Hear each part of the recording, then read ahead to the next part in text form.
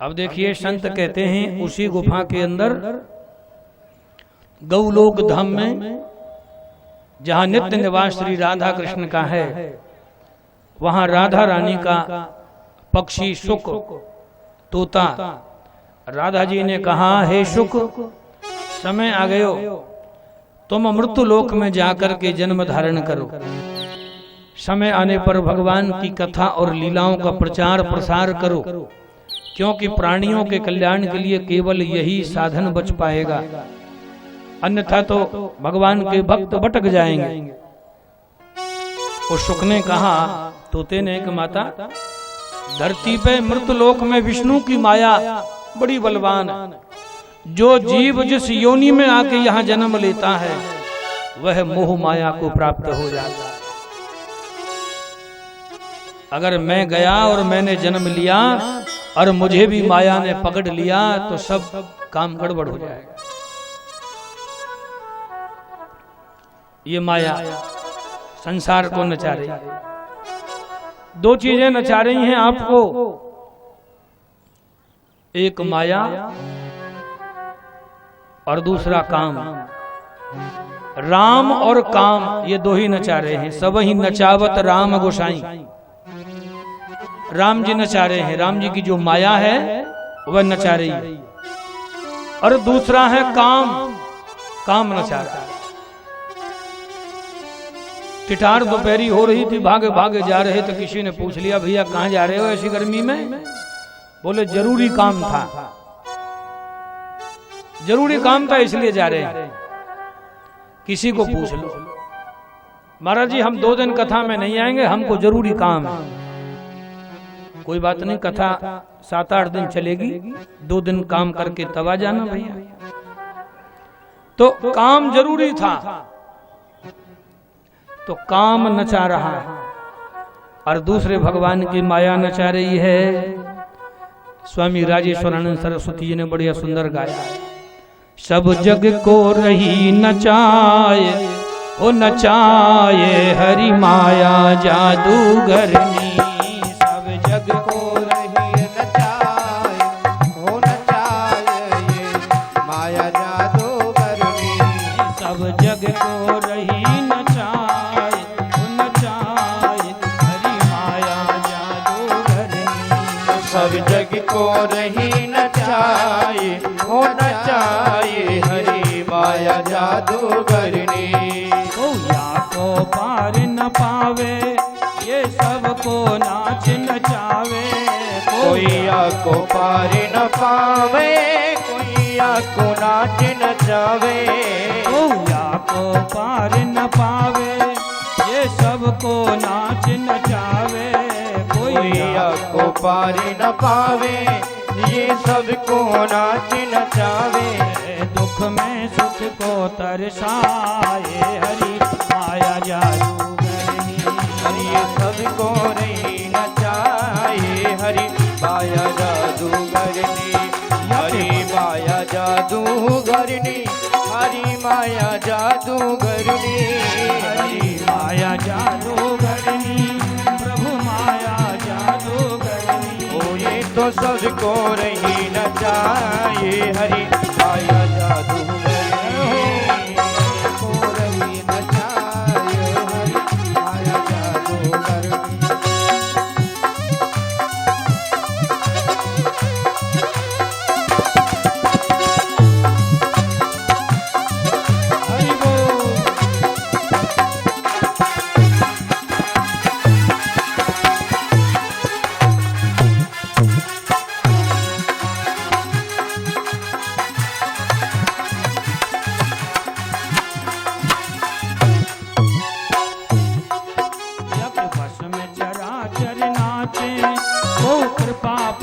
जन बाचे, यज्ञ भस्म में चराचर नाचे।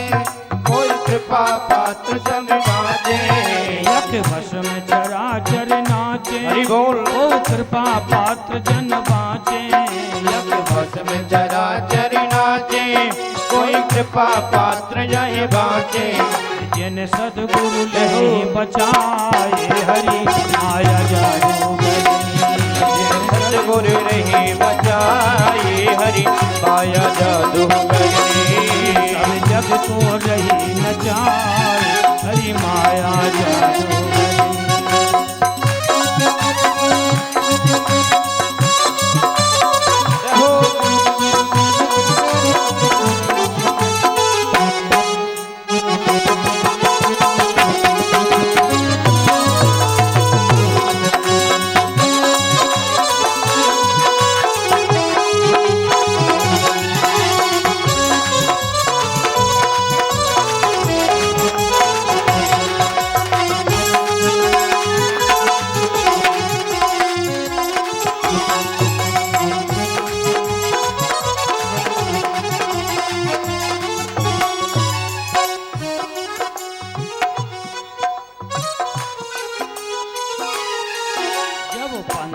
कोई सूझे जब जाए गुरु जी से बूझे। जब पंथ न कोई सूझे जब जाए गुरु जी से बूझे। जब पंथ न कोई सूझे जब जाए गुरु जी से बूझे। जब पंथ न कोई सूझे जब जाए गुरु जी से बूझे। बचबे को कौन उपाय हरि माया जादूगरनी। बचने को कौन उपाय हरि माया जादूगरनी। सब जग को रही न जाए हरि माया जादूगरनी।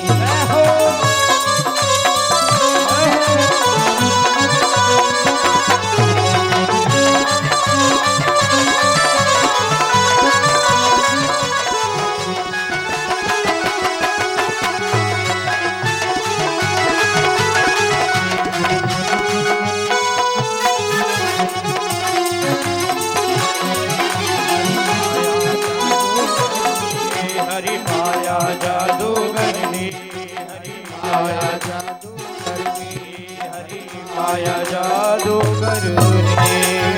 बोल भक्त वत्सल भगवान की जय। राधा जी कहती हैं, हे शुक, मेरी कृपा से आपको मृत्यु लोक में भगवान की माया नहीं सताए। अब उस शुक ने धरती पर जन्म लेने के लिए किसी तोती को माध्यम बना करके अंडे के रूप में जन्म लिया। अब तोती ने अंडे को जन्म दिया। अंडे को जन्म दे करके ऊंचे स्थान पर रखा था। तोती गई दाना पानी चुगने के लिए।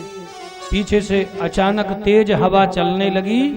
अब तेज हवा के झोंके से अंडा लुढ़का और लुढ़क के धरती में गिरा, फूट गया। अंडा फूट गया। इधर भोलेनाथ पार्वती जी को लेकर के कथा सुनाने के लिए उसी गुफा में चले गए। बोले, देवी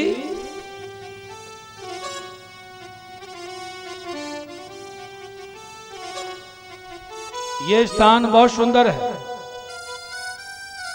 इस स्थान पर लगता है किसी ने न आना न जाना। यहां कथा सुना देते। पार्वती ने कहा, महाराज बहुत अच्छा। भोलेनाथ ने अपना बाघंबर बिछाया।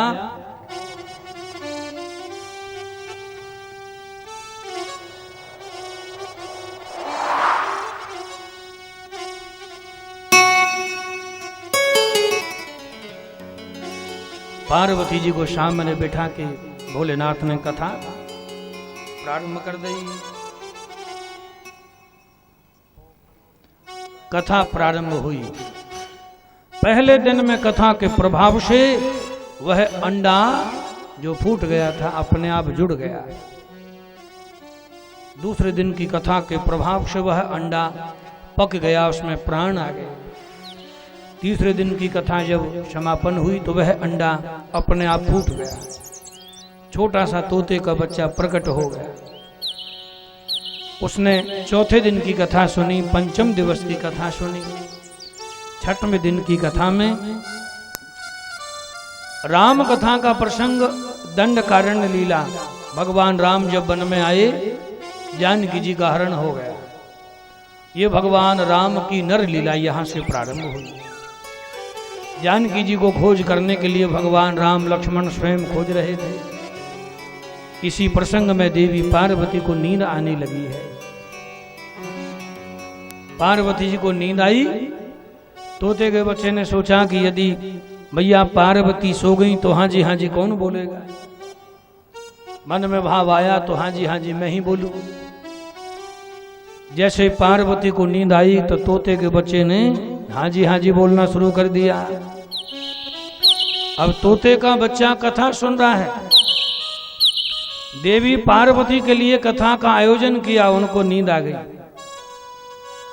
वह सो गई। भोले बाबा तो कथा सुनाते रहे, क्योंकि हाँ जी बोल रहा था। पूरी कथा सुनाई और जब कथा समाप्त हो गई, भोलेनाथ ने जयकारो लगायो, बोलिए आनंद कंद भगवान की जय हो। पार्वती जी की नींद खुली। हाथ जोड़ के पूछ रही है, महाराज वो क्या हुआ जानकी जी का? भोलेनाथ बोले, देवी ये तो छठवें दिन की कथा में हमने सुना दिया, आज तो कथा समाप्त कर दी, आज पूछ रही। पार्वती हाथ जोड़ के बोली, महाराज मुझे इस प्रसंग में नींद आ गई, मैंने कथा ना सुनी। तो देवी हाँ जी किसने बोला? तुम्हें नींद आ गई तो हाँ जी बोलना बंद हो जाना चाहिए। अब महाराज मुझे क्या माना? इधर उधर देखा तो कोई नहीं दिखाई दिया, लेकिन जैसे ही पीछे देखा तोते का बच्चा बैठे बैठे प्रसन्न हो रहा। देखिए कितना अंतर है। पार्वती जी सामने बैठी थी और तोते का बच्चा पीछे बैठा था।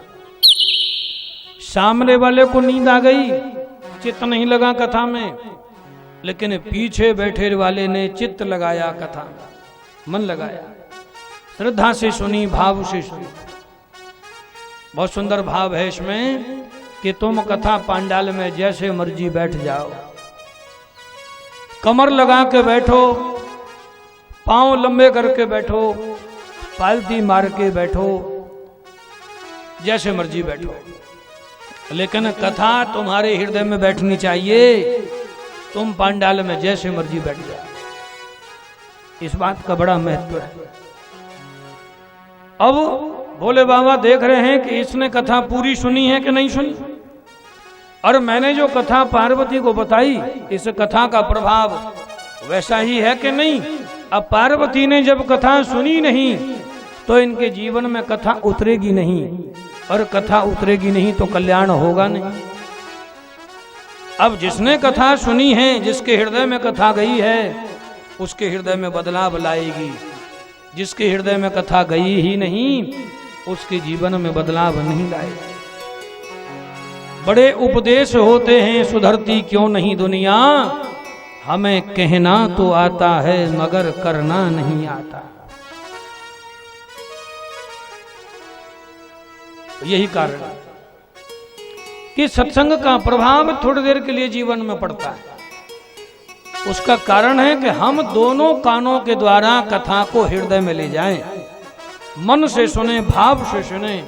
जो शब्द हमारे हृदय में चले जाएंगे वह स्मृति में बने रहेंगे, और जो हृदय में नहीं जाएंगे वह अपना असर वह शब्द करेंगे नहीं। तो भोलेनाथ ने जैसे ही तोते के बच्चे को मारने के लिए त्रिशूल उठाया, अब तो भय के कारण तोते का बच्चा उड़ के बाहर निकला। भोले बाबा पीछे पीछे, तोते का बच्चा आगे आगे। तोते का बच्चा उड़ के जा रहा है।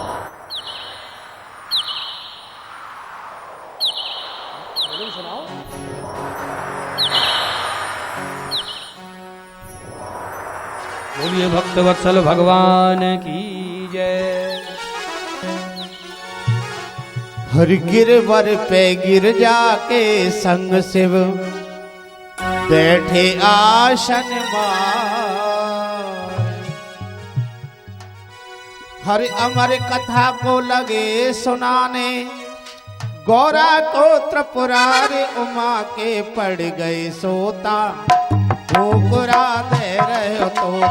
हे उमा के पड़ गए सोता, गिरा दे रहे तोता ओ उमा के पड़ गए सोता गिरा दे रहे तोता ओए उमा के पड़ गए सोता गिरा दे रहे तोता गिरबर पे गिर जाके संग शिव बैठे आसन मार गिरवर पे गिर जाके संग से बैठे आसन मार अमर कथा जब लगे सुनाने गौरा को तपुरान उमा के पड़ गए सोता ठुकरा दे रहे तोता हे उमा के पड़ गए सोता गिरा दे रहे तोता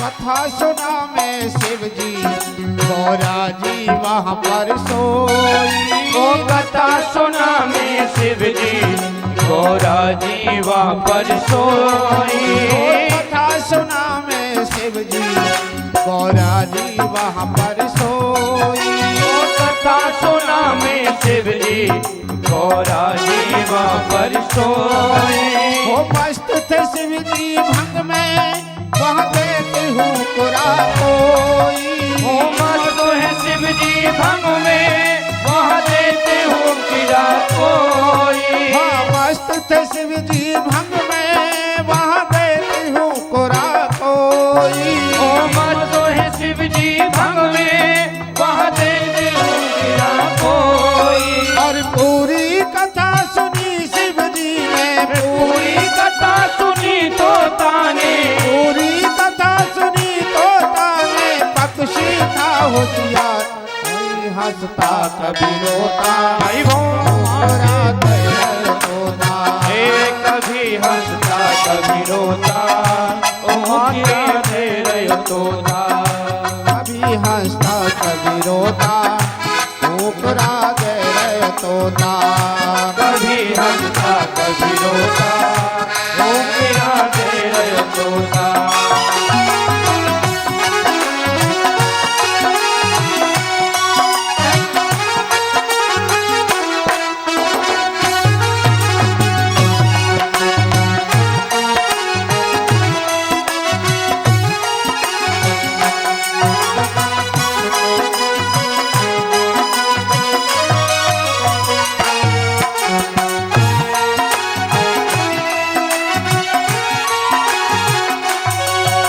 हो नींद से जागी गौरा जब होयो जिगर में भी ओ नींद से जागी गौरा जब होयो जिगर में ही हो नींद से जागी गौरा जब होयो जिगर में भी ओ नींद से जागी गौरा जब होयो जिगर में ही शिव शंकर पूछ रहे हैं ये किसने हुकरा दियो शंकर पूछ रहे हैं ये किसने हुकरा दियो शंकर पूछ रहे हैं ये किसने हुकरा दियो शिव शंकर पूछ रहे हैं ये किसने हुकरा दियो और ले त्रिशूल चले शिव शंकर ले त्रिशूल चले शिव शंकर ले त्रिशूल चले शिव शंकर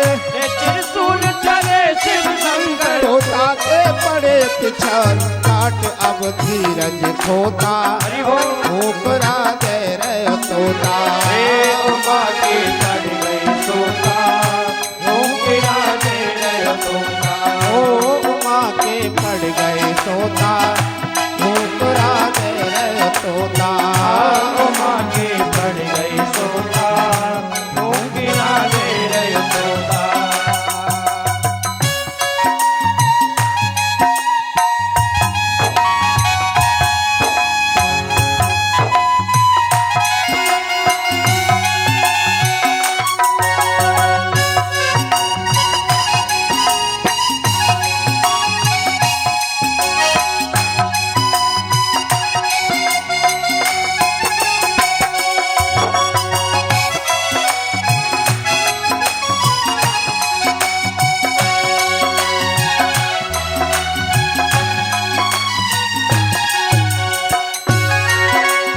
तोता उड़ के वहाँ से जब व्यास के घर में आयो। तोता उड़ के वहाँ से जब व्यास के घर में आयो। तोता उड़ के वहाँ से जब व्यास के घर में आयो। तोता उड़ के वहाँ से जब व्यास के घर में आयो। बोले तो जमाई व्यास की पत्नी उनके उधर समायो। जमाई व्यास की पत्नी वाके उधर समायो। जमाई व्यास की पत्नी उनके उधर समायो। जमाई व्यास की पत्नी वाके उधर समायो। और नाम पढ़ो सुखदेव भगत आए। नाम पढ़ो सुखदेव भगत आए। नाम पढ़ो सुखदेव भगत आए। जाने सब संत गर्भ में खा गयो गोता। भूख राधे रहो तोता। गर्भ में खा गयो गोता। हो भूख राधे रहो तोता। ओ उमा के पड़ गए सोता। भूख राधे रहो तोता रे। उमा के पड़ गए सोता। भूख राधे रहो तोता। गिरवर पे गिर जाके संग शिव बैठे आसन मार। गिरवर पे गिर जाके संग शिव बैठे आसन मार। हर अमर कथा जब लगे सुनाने गोरा तो टपरा आगे पड़ गए सोता।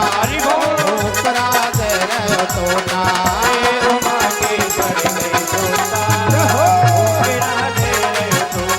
हो उमा के पड़ गए सोता। ऊपरा दे रहे तोता। उमा के पड़ गए सोता। ऊपरा दे रहे तो। बोल शंकर भगवान की जय हो। हरे हरे महादेव। तोते का बच्चा उड़ करके भय के कारण बद्रीनाथ धाम में विशालापुरी में शमयाप्राश नामक स्थान पर पहुंचा, जहां श्री कृष्ण द्वैपायन वेद व्यास जी की कुटिया है। इनकी धर्म पत्नी विटुका देवी, दूसरा नाम चेटकी, जाबाली मुनि की कन्या है वेद व्यास जी की धर्म पत्नी। स्नान करने के बाद आंगन में बाहर आई बालों को सुखाने। भगवान की कृपा से अचानक जमाही आ गया।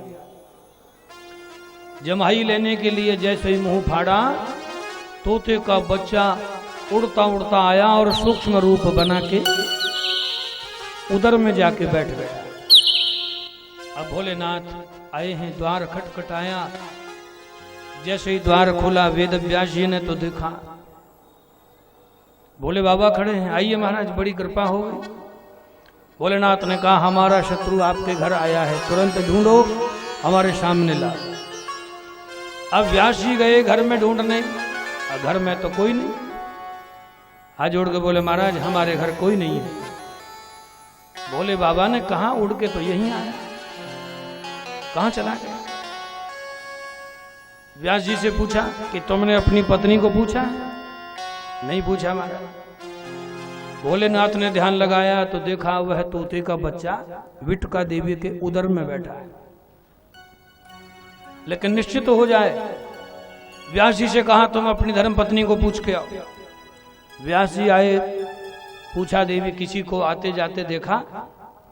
विटुका देवी ने कहा महाराज जैसे मैंने जमाई लई, मुझे ऐसा लगा कि मेरे उदर में कोई बैठा है। व्यास जी ने ये भोलेनाथ को जब बताई तो भोलेनाथ जान गए कि जो जीव माता के गर्भ में बैठा है वह तो ब्रह्म है, देवता है, ऋषि के समान। उसको मारना ठीक नहीं है। बोले बाबा बड़े दयालु। व्यास जी ने पूछा महाराज आपका शत्रु कैसे हो गया? भोलेनाथ ने कहा कि हमारी अमर कथा उसने सुन ली है। अब ये कथा सुपात्र के हाथ लगी तो ठीक है, और कुपात्र के हाथ लगी तो इसका दुरुपयोग होगा। सज्जनों के हाथ लगेगी तो इसका सदुपयोग होगा, लोगों का कल्याण होगा। और कुछ ऐसे भी लोग हैं जो केवल लोगों को ठगने का ही काम करेंगे? यही देखने के लिए भोलेनाथ ने कहा। भोलेनाथ चले गए, लौट करके आए, पार्वती से बोले, देवी देखा, मैंने पहले कहा था कि भगवान की कथा बिना भगवान की कृपा के कोई सुन नहीं सकता। भले ही कथा पांडाल में आ जाओ, कथा पांडाल में आकर के भी तमाम विघ्न बाधाएं पैदा हो जाती। इसलिए भोलेनाथ पार्वती को समझाते हुए कैलाश पर ले आए। पार्वती जी हाथ जोड़ के बोली, महाराज जब कभी भगवान की कृपा हो तब आप मुझे सुना दें। भोलेनाथ पार्वती को लेकर कैलाश पर आ गए। देखिए, पार्वती प्रकृति स्वरूपा, भगवान शिव हैं पुरुष। प्रकृति और पुरुष दोनों मिला के संसार बना। परिवर्तन प्रकृति का नियम है।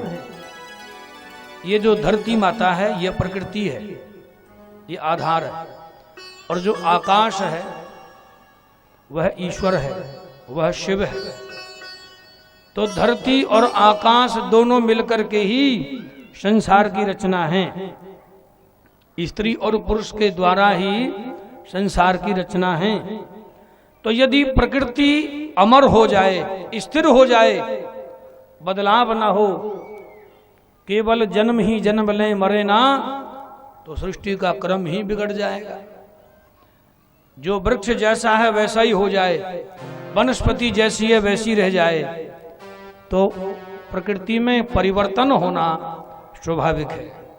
इसलिए पार्वती कथा नहीं सुन पाई, नींद आ गई। पार्वती ने कहा, महाराज फिर कभी सुनाना। तो पार्वती के मन में जो शंका थी वह दूर नहीं हुई, वो शंका बनी ही रही। वही तोते का बच्चा माता विटुका देवी के गर्भ में बैठे बैठे 12 वर्ष हो गए, जन्म नहीं लिया। विटुका देवी को घर के काम काज में, नहाने में, धोने में बड़ी भारी पीड़ा होने लगी। विटुका देवी ने कहा वेद व्यास जी से, महाराज लगता है गर्भ में कोई दिव्य जीवात्मा है। सुबह सुबह 4 बजे वेद मंत्रों की आवाज शुरू हो जाती है। अब इनसे कहिए बाहर आ जाएंगे, बहुत दिन हो गए गर्भ को धारण किए। वेद व्यास जी ने गर्भस्थ शिशु की स्तुति गाई। कहा, दिव्य जीवात्मन आप जो भी हो बाहर आइए, आपकी माता जी को बड़ी भारी पीड़ा हो रही है। तो गर्भ से आवाज आती है कि यदि हम बाहर आ गए तो विष्णु की माया जकड़ लेगी, विष्णु की माया पकड़ लेगी। कहा, यदि विष्णु कह दें उनकी माया हमको न सतावे तो हम तैयार बैठे।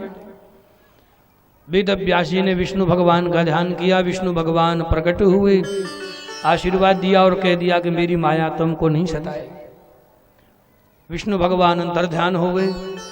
तब इस बालक ने 12 वर्ष में जन्म लिया। जन्म लिया, जन्म लेते ही खड़े हो गए, क्योंकि इनका जो शरीर है वह अलौकिक है। 12 वर्ष की उम्र तो माँ के गर्भ में ही हो गई। जन्म लेते खड़े हो गए और खड़े हो करके आरण्य की जंगल की ओर चल गए। पिताजी पीछे पीछे पुकार रहे हैं, अरे बेटा, ओ बेटा, बात तो सुन। इन्होंने पीछे मुड़ करके भी नहीं देखा। बियाबान जंगल में जाके आंख बंद करके ब्रह्म का ध्यान लगा के बैठ जाते हैं। वेद व्यास जी महाराज अपने घर चले आए। कुछ समय बीत गया। वेद व्यास जी ने विचार किया। सरस्वती नदी के तट पर बैठे बैठे आत्मचिंतन कर रहे थे कि मैंने जीवन में बहुत कुछ किया, लेकिन मन को संतोष नहीं मिला, शांति नहीं मिली। एक वेद था, उसके 4 भाग कर दिए। ऋग्वेद, अथर्ववेद, सामवेद, यजुर्वेद। एक ही पुराण था पहले, उसके 17 भाग कर दिए। स्मृति बनाई, उपनिषद बनाए, संहिता बनाई, महाभारत ग्रंथ की रचना भी करी, परंतु मन में शांति नहीं मिली। ऐसा लगे है कि कुछ छूट गया। अचानक देवऋषि नारद पधारे। नारद जी ने जैसे ही वेद व्यासी को चिंतातुर अवस्था में देखा, तब समझ गए अब नारद जी ने मार्गदर्शन किया वेद व्यास जी का, बोले कि तुमने जो पुराण बनाए, वेद बनाए, शास्त्र बनाए, स्मृति संहिताएं, उपनिषद बनाए, इनके अंदर जो गूढ़ भाव है, जो रहस्य है, जो अर्थ है, वह आने वाले कलयुग के कुलसित प्राणी इनके भाव को समझ नहीं पाएंगे। जब समझ नहीं पाएंगे तो इनका कल्याण कैसे होगा? नारद जी बोले तुम भगवान की कोई गाथा लिखो, चरित्र लिखो, स्वभाव लिखो, प्रभाव लिखो, महिमा लिखो, तो भगवान के प्रेमी जन भगवान की कथाओं को सुन के उनके स्वरूप का ध्यान करके आनंद और सुख को प्राप्त कर सकते हैं। तो महाराज क्या लिखूं? देवर्षि नारद ने वेद व्यास जी को, भागवत जी के 4 श्लोक थे, इसको चतुश्लोकी भागवत कहते हैं। अहमेवाशमेवाग्रे नान यद यत सत सत परम पंचादहम यदेतच्च यो वशिष्येत सोऽहम्यहम् ऋते अर्थं यत् प्रतीयेत न प्रतीयेत चात्मनि तद्विदादात्मनो मायां यथा भाषो यथा तम यथा महन्ति भूतानि भूतेषु चावचेष्वनु प्रविष्टान्य प्रविष्टानि तथा तेषु न तेष्वहम् एतावदेव जिज्ञासं तत्त्वजिज्ञासुनात्मना अन्वय व्यक्तिरेकाभ्यां यत् स्यात् सर्वत्र सर्वदा। ये भगवान भागवत जी के 4 श्लोक, इसको चतुश्लोकी भागवत कहते हैं। ये भागवत भगवान नारायण के मुख से प्रकट हुई, जैसे गीता भगवान कृष्ण के मुख से प्रकट हुई महाभारत के समय, ऐसे ही भागवत ये भगवान नारायण के मुख से प्रकट हुई सृष्टि के प्रारंभ में। भगवता प्रोक्तम भागवतम, भगवान नारायण ने अपने पुत्र ब्रह्मा जी को ये भागवत का ज्ञान दिया श्वास मार्ग से। नारद ब्रह्मा जी ने अपने पुत्र नारद जी को दिया। अब नारद जी वही ज्ञान, वही श्लोक वेद व्यास जी को दे रहे और कह दिया कि तुम लेखन का कार्य प्रारंभ करिए, भगवान का कार्य है, भगवान अपने आप करा ले। नारद जी ने गणेश जी की सहायता से वेद व्यास जी ने भागवत संहिता का लिखने का कार्य प्रारंभ किया। लिखते लिखते भागवत जी की व्याख्या 18,000 श्लोकों में रच करके तैयार हो गई। 18,000 श्लोक तैयार हो गए। ग्रंथो 18 सहस्रो 12 स्कंद संहिता परीक्षित शुक संवाद शृणु भागवत च ततः। 18,000 श्लोक, 345 कुल अध्याय और 12 स्कंद है श्रीमद् भागवत महापुराण। अब ग्रंथ तो बन के तैयार हुआ, लेकिन इसका प्रचार प्रसार कैसे हो, ये लोगों के कानों तक कैसे पहुंचे? ये कानों तक जब पहुंचे जब कोई प्रचार प्रसार करे। इसके लिए वेद व्यास जी के कई शिष्य थे। एल हैं, वैशंपायन हैं, जैमिनी हैं, सूत जी हैं। तो जो ज्ञान में निपुण थे उनको वेद व्यास जी ने वेद पढ़ाए। जो उनसे थोड़े कम थे उनको पुराण पढ़ाए, किसी को स्मृतियां पढ़ाई, किसी को उपनिषद पढ़ाए, अलग अलग पढ़ाए। व्यास जी ने कहा ऐसा करो, एक समय अध्ययन करो, एक समय इनका प्रचार करो। कई शिष्यों को भागवत पढ़ाया। तो वेद व्यास जी के शिष्य सुबह सुबह भागवत जी के श्लोकों को जंगलों में, बस्तियों में, चौराहों पर गायन करते थे जा जाकर। ये प्रचार की शैली थी उस जमाने में। एक शिष्य सुबह सुबह भागवत जी के श्लोकों को जंगल में जाके गुनगुना रहा था। वहां भी पशु पक्षी वृक्ष लता पता इनको सुनाई पड़े स्वभाव से, श्लोकों का गायन कर रहा था। बरहा पीडम नटवर वपु कर्णयो कर्णिकारम विभ्रदिवाशः कनकी कपिशम वैजयंतीं च माला रंध्रान वेणुरधर शुधया पूरयन् गोपी वृंदै वृंदारण्यं स्वपद रमणं प्राविशद गीति कीर्ति। सुंदर शैली में गायन किया।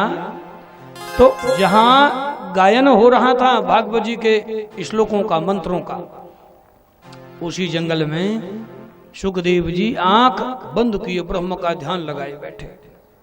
जैसे ही कानों में भगवान की महिमा वाणी आई, शब्द गूंजी, समाधि खुल गई।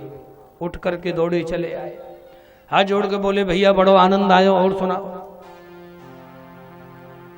अब वो शिष्य हाथ जोड़ के बोला महाराज मुझे तो 100-200 श्लोक याद हो पाए, ज्यादा नहीं कर पाया, लेकिन गुरु जी के पास 18,000 श्लोकों की संहिता है, ग्रंथ है, आप आइए हमारे साथ।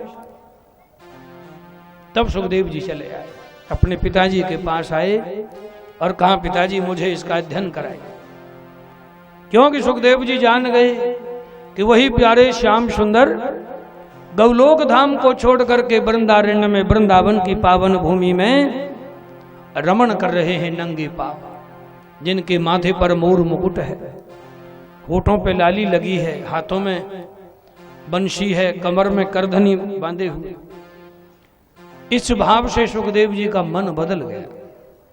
वेद व्यास जी ने सुखदेव जी को विधिवत रूप से भागवत संहिता का अध्ययन कराया। समय आने पर इन्होंने इसी भागवत कथा को महाराज परीक्षित के सामने प्रकट किया।